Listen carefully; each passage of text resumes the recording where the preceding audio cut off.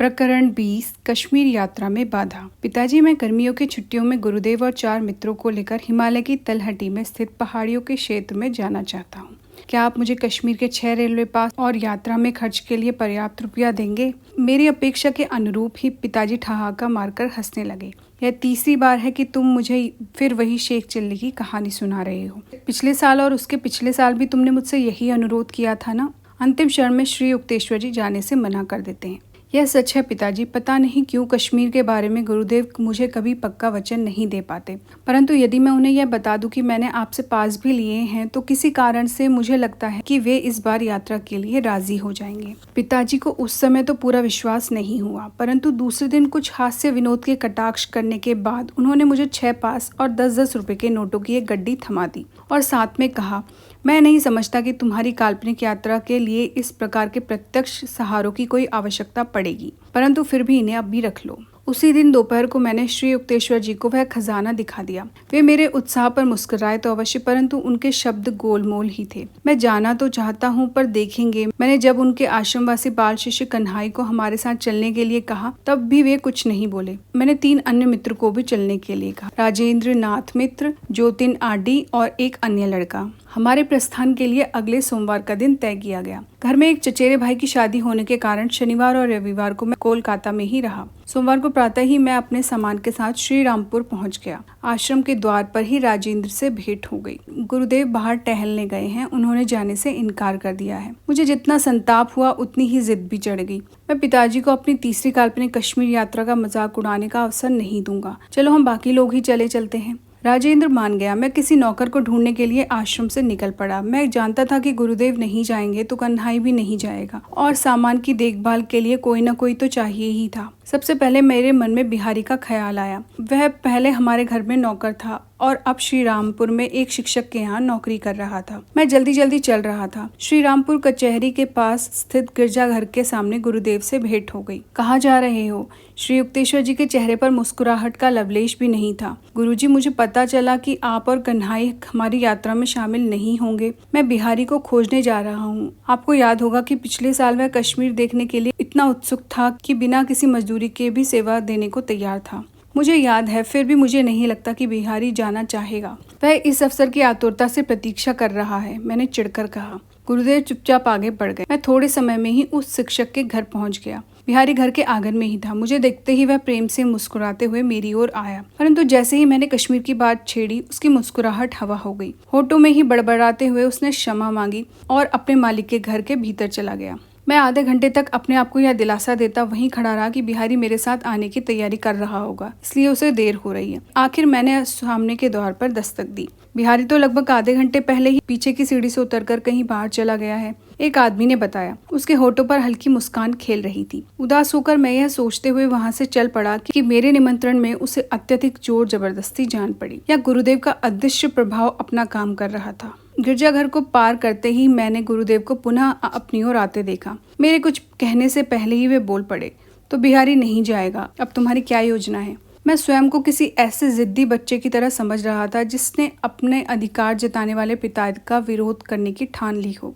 गुरुजी, मैं अपने चाचा जी के पास यह अनुरोध करने जा रहा हूँ कि वे अपने नौकर लालधारी को मेरे साथ भेज दें। श्री युक्तेश्वर जी ने दबी हुई हंसी में कहा, तुम्हारी इच्छा है तो जाकर चाचा जी से मिल लो, परंतु मैं समझता हूँ कि वहां जाने पर तुम्हें कोई सुखद अनुभव नहीं होगा। सहम कर परंतु विद्रोह बनकर मैं अपने गुरु को वहीं छोड़ श्री रामपुर कचहरी में जा पहुंचा। मेरे चाचा शारदा घोष ने, जो एक सरकारी वकील थे, बड़े प्रेम से मेरा स्वागत किया। मैं आज ही कुछ मित्रों के साथ कश्मीर जा रहा हूँ, मैंने उन्हें बताया। कई वर्षों से मुझे हिमालय की इस यात्रा की प्रतीक्षा थी। मुझे बहुत खुशी हुई मुकुंद। तुम्हारी यात्रा को अधिक आरामदायक बनाने के लिए क्या मैं कुछ कर सकता हूँ? इन स्नेहपूर्ण शब्दों से मेरा उत्साह और भी अधिक बढ़ गया। मैंने कहा, चाचा जी, क्या आप अपने नौकर लालधारी को मेरे साथ भेज सकेंगे? मेरे इस सीधे साधे अनुरोध से मानो भूचाल आ गया। चाचा जी इतने जोर से उछल पड़े कि उनकी कुर्सी उलट गई। मेज पर पड़े कागज 10 दिशाओं में उड़ गए और उनका हुक्का अत्यधिक खड़खड़ाहट के साथ फर्श पर जा गिरा। गुस्से से कांपते हुए वे चीख उठे, स्वार्थी लड़के,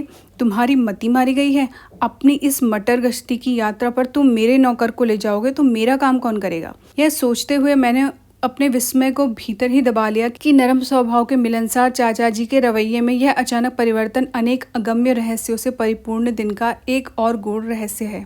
जिस चाल से मैं कचहरी से बाहर निकला उसमें गरिमा की अपेक्षा व्यग्रता अधिक थी। मैं आश्रम लौट आया जहाँ मेरे मित्रगण एकत्र होकर आस लगाए बैठे थे। मेरे मन में यह विश्वास अब जोर पकड़ता जा रहा था कि गुरुदेव के इस रवैये के पीछे कोई समुचित परंतु अत्यंत गहन उद्देश्य अवश्य है। अपने गुरु की इच्छा को विफल करने का प्रयत्न करने के पश्चाताप से मेरा मन ग्लानि से भर गया। मुकुंद, क्या तुम थोड़ी देर मेरे साथ यहाँ रहना नहीं चाहोगे?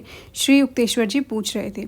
राजेंद्र और बाकी लोग अभी आगे जाकर कोलकाता में तुम्हारे लिए रुक सकते हैं। कोलकाता से कश्मीर के लिए शाम को छूटने वाली अंतिम गाड़ी पकड़ने के लिए फिर भी बहुत समय मिलेगा। गुरुदेव, मैं आपके बिना नहीं जाना चाहता, मैंने विषण्ण मन से कहा। मेरे मित्रों ने मेरी इस बात की ओर कोई ध्यान नहीं दिया। उन्होंने एक घोड़ागाड़ी मंगाई और अपने सारे सामान सहित वे चले गए। कन्हाई और मैं चुपचाप अपने गुरुदेव के चरणों में बैठ गए। आधे घंटे तक सबके मौन बैठे रहने के बाद गुरुदेव उठे और दूसरे तल्ले के भोजन कक्ष की ओर चल दिए। कन्हाई, मुकुंद का खाना परोस दो, उसकी ट्रेन का समय हो रहा है। कंबल के आसन पर से उठते ही अचानक मुझे भयंकर मिचली आने लगी और पेट में मरोड़ के साथ भयंकर शूल उठने लगा। ऐसा लग रहा था मानो पेट में छुरियां चल रही हो। यातना इतनी तीव्र थी कि मुझे लग रहा था जैसे किसी ने मुझे अचानक दारुण नरक कुंड में फेंक दिया हो। अंधे की भांति हाथ से टटोलते हुए लड़खड़ाते कदमों से मैं अपने गुरुदेव की ओर बढ़ने लगा और उनके सामने जाकर ढह गया। भयावह एशियाटिक कालरा के सब लक्षण प्रकट हो गए थे।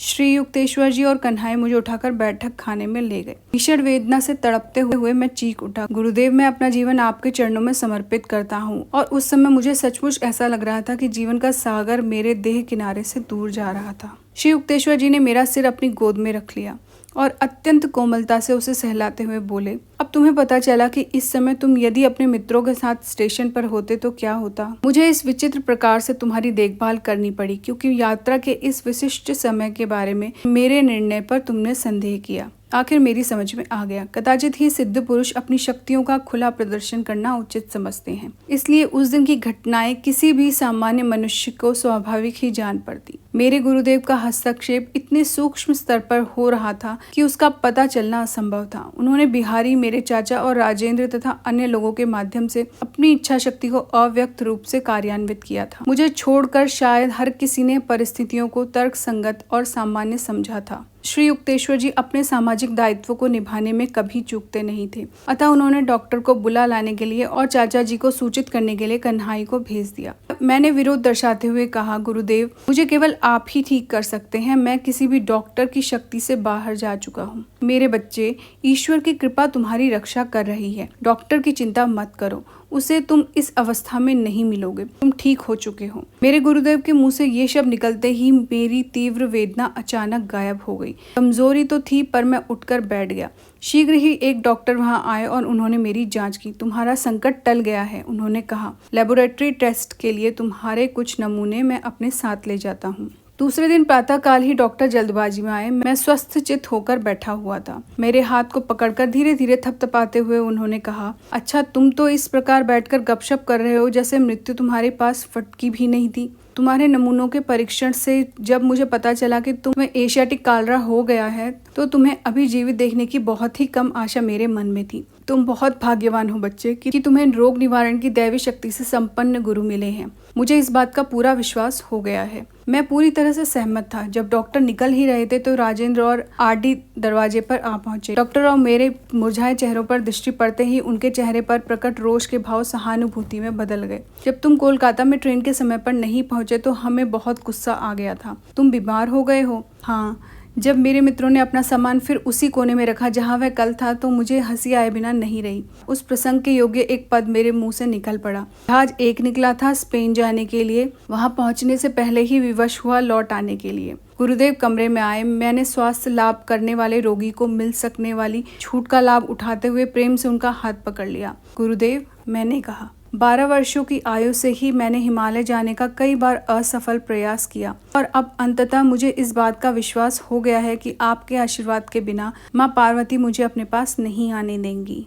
माँ पार्वती, पुराणों में पार्वती को हिमालय की बेटी कहा गया है, जिनका निवास तिब्बतीय सीमा पर स्थित कैलाश पर्वत पर बताया गया है। उस दुर्गम पर्वत के पास से जाते विस्मित यात्रियों को दूर एक ऐसा हिमस्तूप दिखाई देता है जो बर्फ के गुंबज और बुर्जों से युक्त एक राजमहल जैसा लगता है। पार्वती, काली, दुर्गा, उमा तथा अन्य देवियां जग जननी के विभिन्न स्वरूप हैं, जिनका नामकरण उनके भिन्न भिन्न लीलाओं के आधार पर हुआ है। अपनी परा प्रकृति के स्वरूप में ईश्वर या शिव सृष्टि में निष्क्रिय है। उनकी शक्ति उनकी सहधर्मिणियों के सुपुर्द है। इन सृजनकारी स्त्री जातीय शक्तियों के कारण ही ब्रह्मांड में अनंत अभिव्यक्तियां संभव हो पाती हैं। पौराणिक कथाओं में हिमालय को शिव का निवास स्थान बताया गया है। देवी गंगा हिमालय से निकली गंगा नदी की अधिष्ठात्री देवी बनने के लिए स्वर्ग से उतरकर पृथ्वी पर आई। इसलिए काव्य भाव में यह कहा जाता है कि गंगा त्रिमूर्ति के संहार सृष्टिकर्ता देव योगीराज शिव की जटाओं के रास्ते से होकर स्वर्ग से पृथ्वी पर बहती है।